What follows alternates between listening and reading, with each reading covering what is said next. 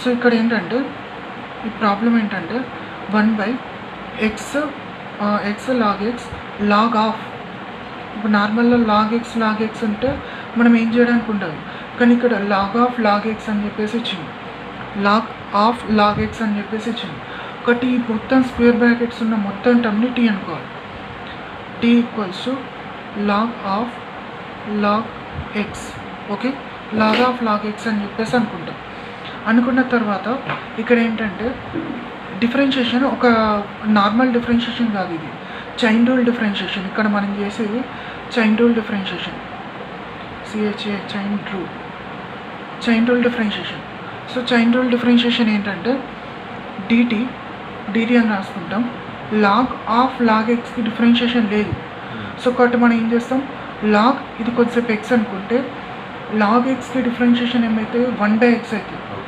1/x అంటే ఇది కొద్దిసేపు మనం ఇది ఎక్స్ అనుకున్నాం కూడా లాగ్ ఎక్స్ ఇంటూ మనం dy of log x. So log ఎక్స్కి differentiation 1/x into dx. So దీన్ని మనం రీమాడిఫై చేసుకుంటే 1/x log x into dx. So ఇక్కడ మనకేంటి x log x ఉంది, dx ఉంది.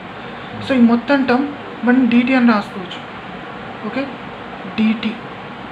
ఓకే, నెక్స్ట్ ఏంటి, ఈ మొత్తం square brackets equals to t 1/t.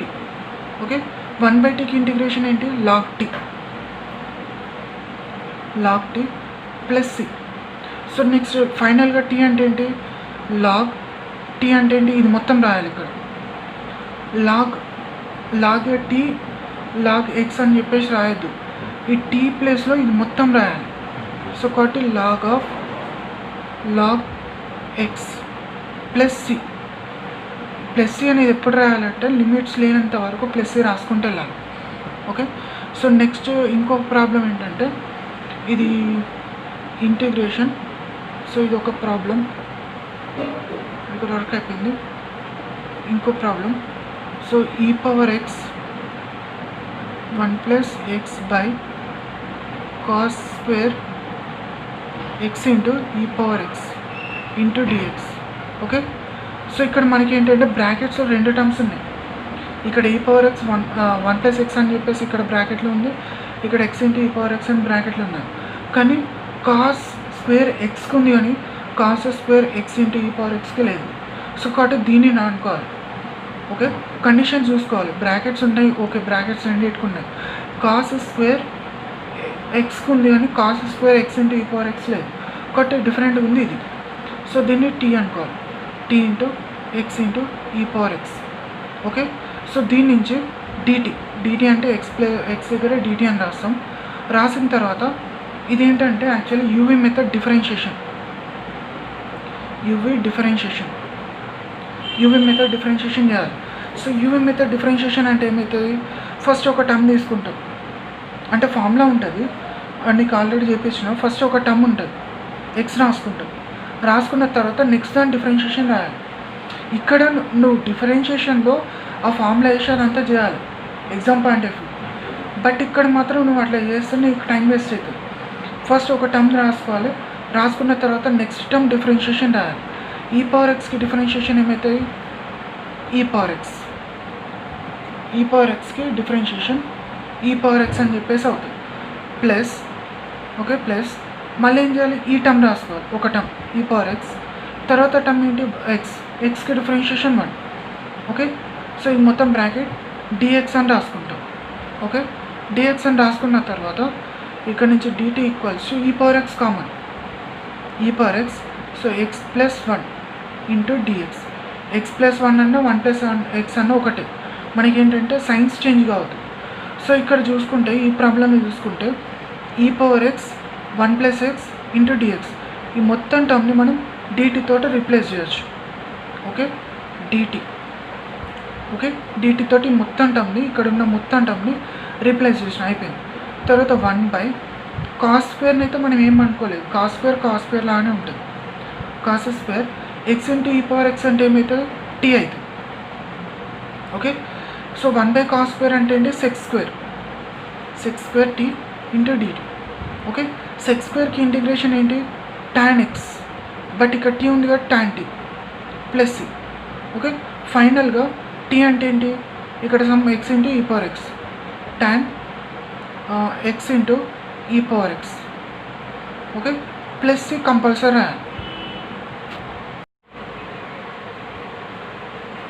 So దీంట్లో ఏంటంటే మనకు డినామినేటర్ ఇక్కడ కండిషన్స్ ఏంటి, డినామినేటర్లో ఉందని టీ అనుకోవచ్చు, బట్ ఏంటంటే కాస్ ఎక్స్కి ఉంది కానీ కాస్ రూట్ ఎక్స్కి లేదు.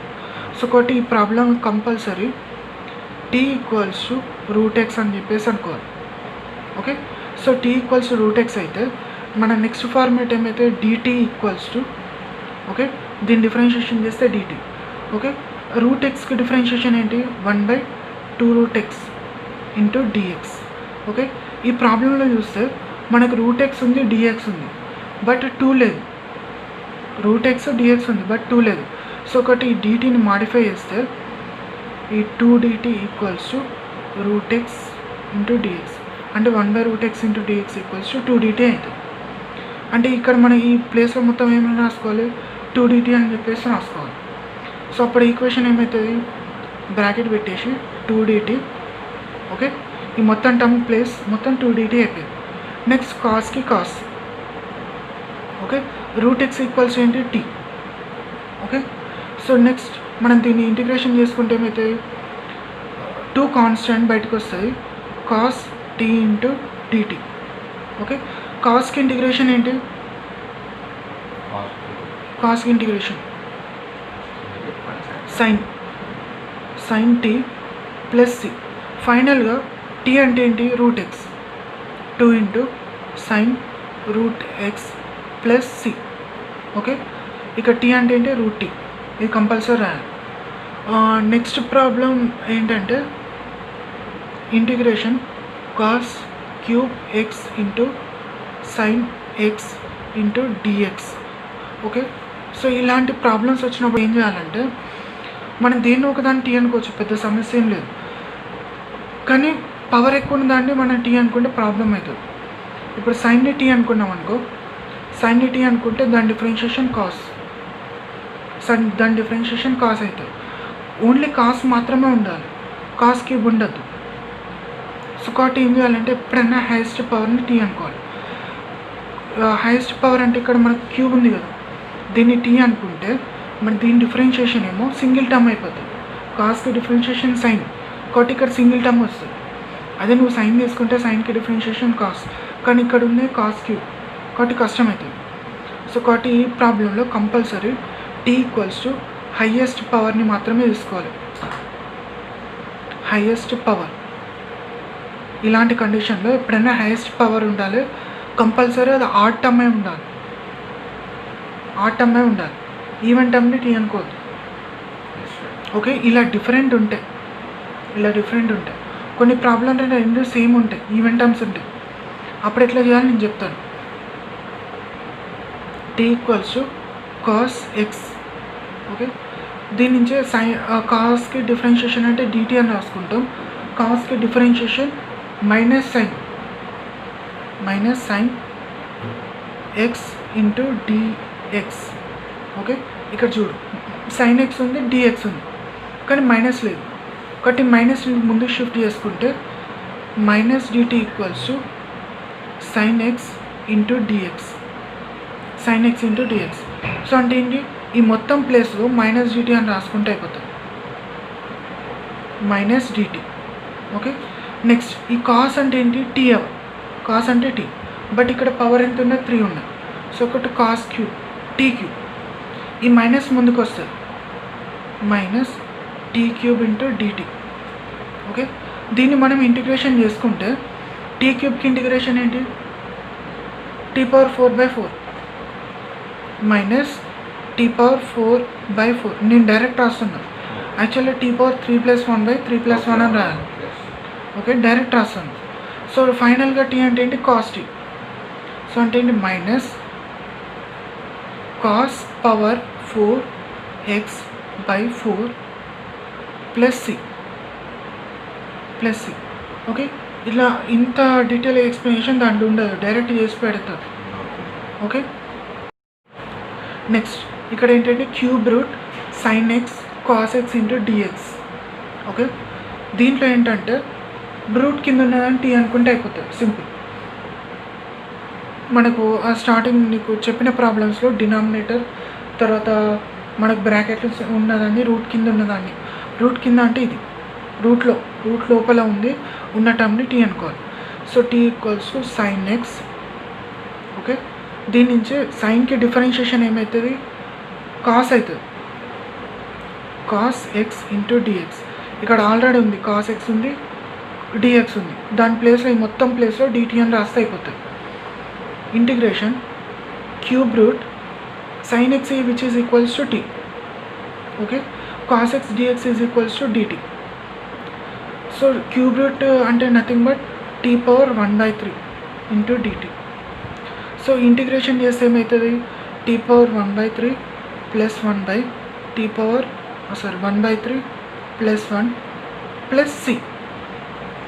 ఓకే, దీన్ని మనం సింప్లిఫై చేసుకుంటే 1/3 ప్లస్ 1 అంటే 4 ప్లస్ 1 5/3, టీ పవర్ 5/3 ఈ 5/3ని రివర్స్ రాసుకుంటే 3/5 అవుతుంది. ఎందుకంటే డినామినేటర్లో 5/3 ఉంటుంది కదా, అది పైకి వెళ్తే రివర్స్ అవుతుంది, 3/5 అవుతుంది.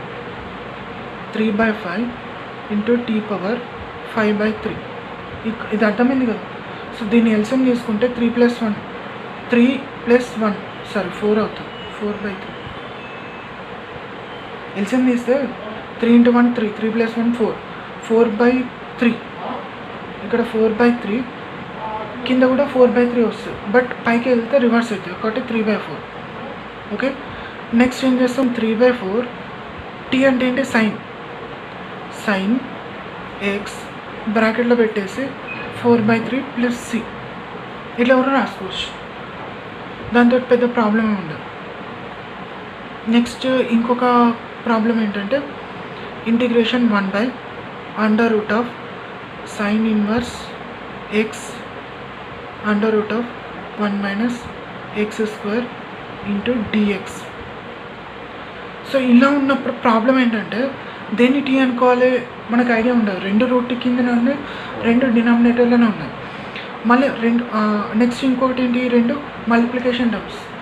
ఒకటి దీన్ని అనుకోవాలి, క్లారిటీ ఉండదు, అప్పుడు మనకు కంపల్సరీ డిఫరెన్షియేషన్ ఫార్ములాస్ రావాలి. డిఫరెన్షియేషన్ ఫార్ములాస్ రాకపోతే దేన్ని టీ అనుకోవాలి మనకు తెలియదు. సో టీ దేన్ని అనుకోవాలి, sin−1 xని టీ అనుకుంటే దాని డిఫరెన్షియేషన్ 1/√(1 - x² వస్తుందని నాకు తెలుసు, ఎందుకంటే ఫార్ములాస్ నేను చదివాను. సో అప్పుడు నేను డైరెక్ట్ రాసుకుంటా, tea equals to sin−1 x అని రాసుకుంటా. సో దీని డిఫరెన్షియేషన్ ఏమవుతుంది, dt equals to 1/√(1 - x² into dx. ఇక్కడ చూడు 1/√(1 - x² ఇంటూ డిఎక్స్. ఈ మొత్తం term is replaced by dt. సింపుల్గా డిటి అని రాసేస్తే అయిపోతుంది. సో కాబట్టి ఇంటిగ్రేషన్ డిటి నెక్స్ట్ 1కి 1/√(sin−1 is nothing but t. Okay, so root టీకి ఇంటిగ్రేషన్ ఏంటి,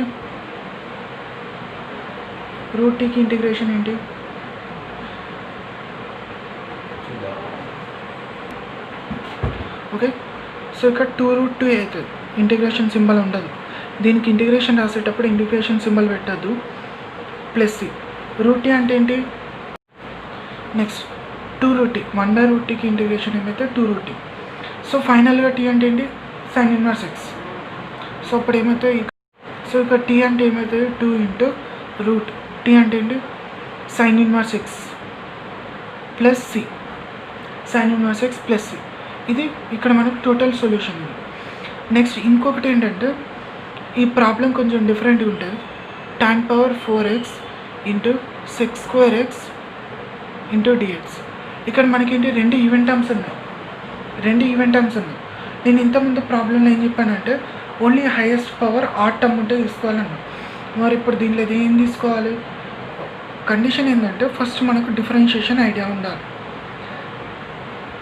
డిఫరెన్షియేషన్ ఇక్కడ 2 టర్మ్స్ ఉన్నాయి. ట్యాన్కి డిఫరెన్షియేషన్ sec² x, సెక్కి డిఫరెన్షియేషన్ tan వస్తుందా రాదు. సో కాబట్టి దీంట్లో నేను టీ అనుకోవాల్సింది కంపల్సరీ ట్యాన్ని. నెక్స్ట్ అఫ్కోర్స్ ఇది హైయెస్ట్ పవర్ కాబట్టి దీన్నే టీ అనుకోవచ్చు. బట్ ఏంటంటే మనకి డిఫరెన్షియేషన్లో ఫార్ములా ఎగ్జిస్ట్ అవుతుందా లేదా అది చూసుకోవాలి. లేకుండా డైరెక్ట్ హైయెస్ట్ పవర్ ఉంది కదా అని వేరే టర్మ్ తీసుకుంటే రాదు, ప్రాబ్లమ్స్ వస్తాయి.